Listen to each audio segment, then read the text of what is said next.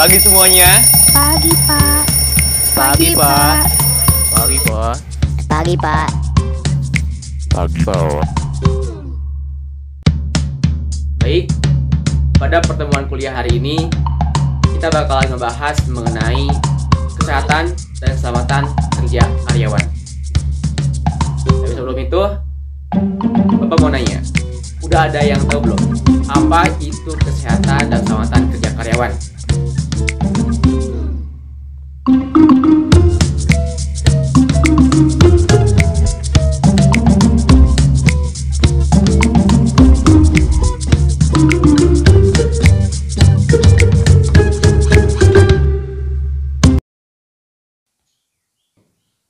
Oke, karena tidak ada yang menjawab dan tidak ada yang merespon, Bapak akan menunjuk satu orang untuk menjelaskan apa itu kesehatan dan kerja karyawan.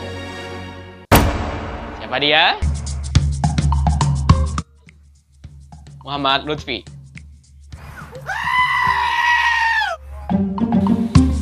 Pak, boleh sambil off cam? Diwajibkan on cam. Oke.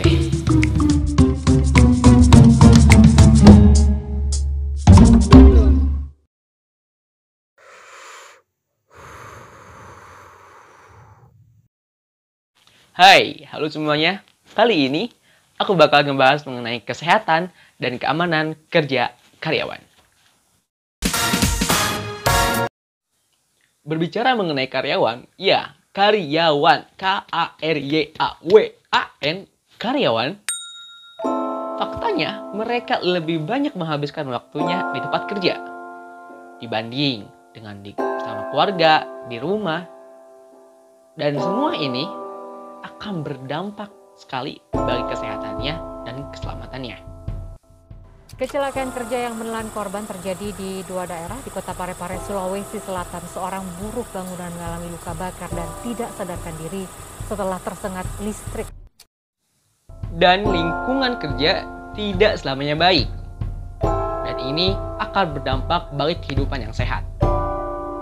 Dan akan mengakibatkan namanya stres, ketegangan, dan berdampak bagi kesehatan mental dan juga psikologisnya. Dan apabila suatu perusahaan memiliki gejala kesehatan yang buruk, ini akan berdampak bagi tingginya tingkat ketidakhadiran dan tingginya tingkat turnover. Yang menjadi pertanyaannya, apa itu turnover? Turnover adalah suatu gejala perputaran karyawan. Baik itu mereka karena resign, sehingga semakin meningkatnya suatu turnover di suatu perusahaan. Ada beberapa definisi mengenai kesehatan dan keamanan kerja karyawan. Yang pertama, menurut WHO atau World Health Organization. WHO telah mendefinisi kesehatan sebagai keadaan fisik, mental, dan sosial yang lengkap dan bukan hanya tidak adanya penyakit atau kelemahan. Kesehatan industri mengacu pada sistem kesehatan masyarakat dan pengobatan pencegahan yang dapat diterapkan untuk kepentingan industri. Menurut ILO atau WHO, kesehatan industri adalah pencegahan dan pemeliharaan kesejahteraan fisik, mental, dan sosial pekerja di semua pekerjaan, pencegahan di antara pekerja, kesehatan pekerja yang buruk disebabkan oleh kondisi kerja, perlindungan pekerja dalam pekerjaannya dari risiko akibat faktor yang merugikan kesehatan, penempatan dan pemeliharaan pekerja dalam lingkungan kerja disesuaikan dengan perlengkapan fisik dan psikisnya. Yang kedua, menurut Kemenkes RI nomor 432. Kok nggak bisa? Oh. Nah. Yang tercantum pada Kemenkes RI nomor 432 Kementerian Kesehatan tahun 2007, kesehatan dan keselamatan kerja K3 adalah upaya untuk memberikan jaminan kesehatan dan keselamatan, meningkatkan derajat pekerja dengan cara pencegahan kecelakaan dan penyakit akibat kerja, yaitu PAK. K3 atau keselamatan dan kesehatan kerja adalah suatu upaya kerjasama, saling pengertian, dan partisipasi dari pengusaha dan karyawan dalam perusahaan untuk melaksanakan tugas dan kewajiban bersama di bidang keselamatan dan kesehatan. Dan yang terakhir, yang ketiga, menurut Sudarmayanti. Apa sih kesehatan dan keselamatan kerja itu? Kesehatan dan keselamatan kerja adalah pengawasan terhadap orang lain, mesin, material, dan metode yang mencakup lingkungan kerja agar pekerja tidak mengalami cedera. Sekarang kita lanjut ke pokok pembahasan selanjutnya, yaitu stress management.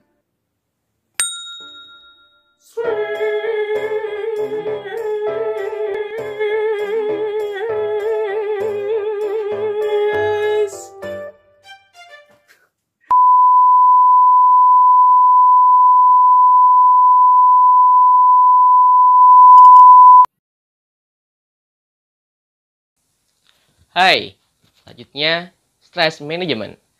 Stress management ini ada dua definisi. Yang pertama, menurut Hans Selye.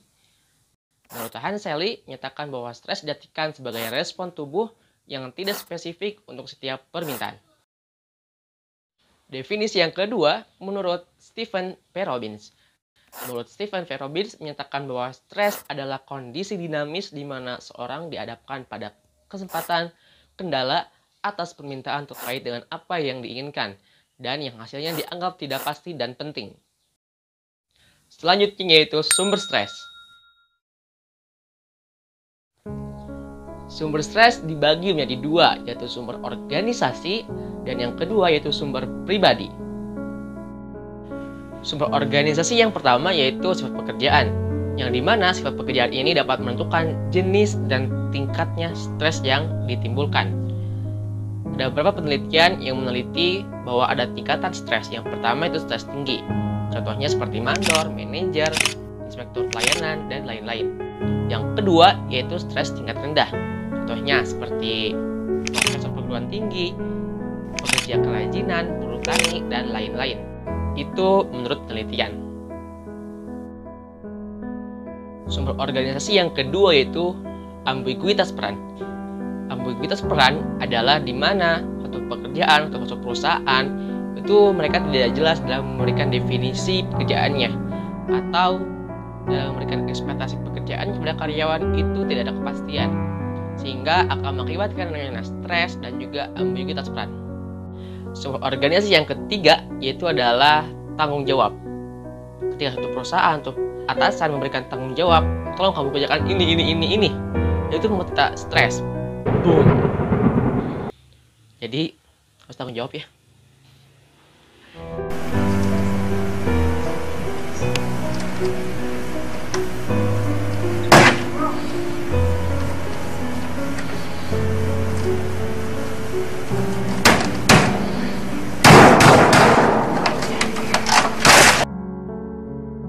Selanjutnya yaitu sumber pribadi.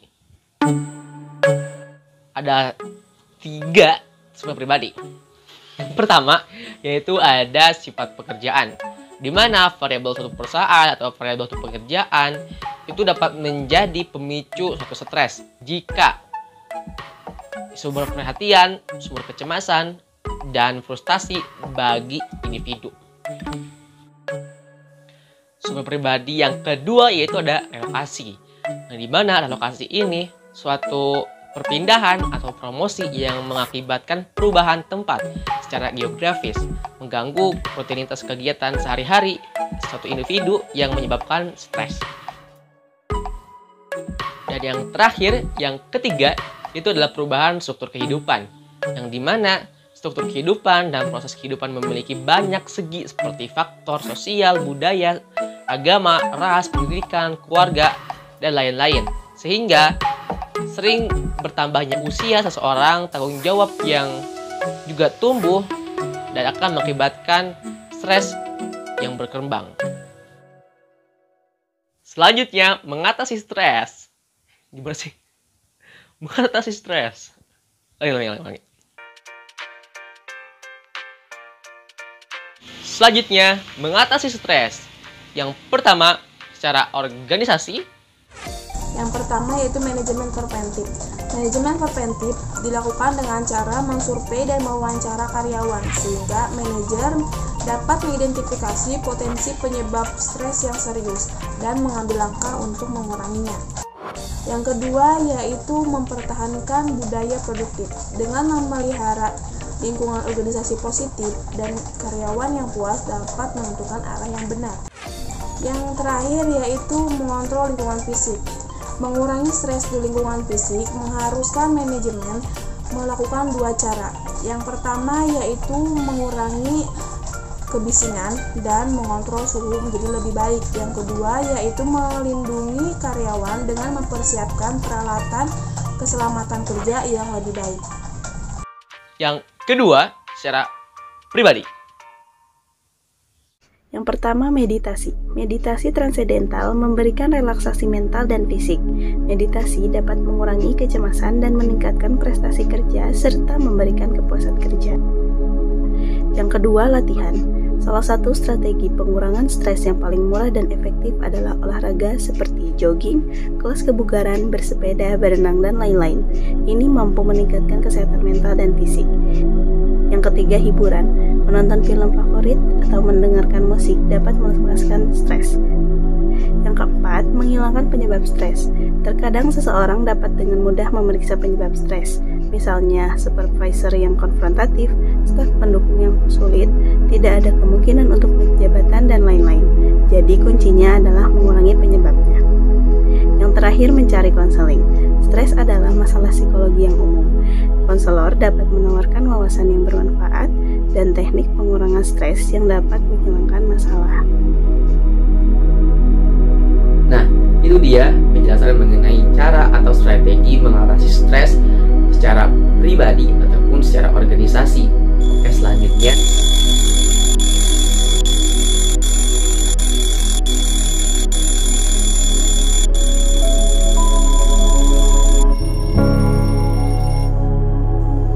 Pi, bangun cepetan, jam 9 kuliah.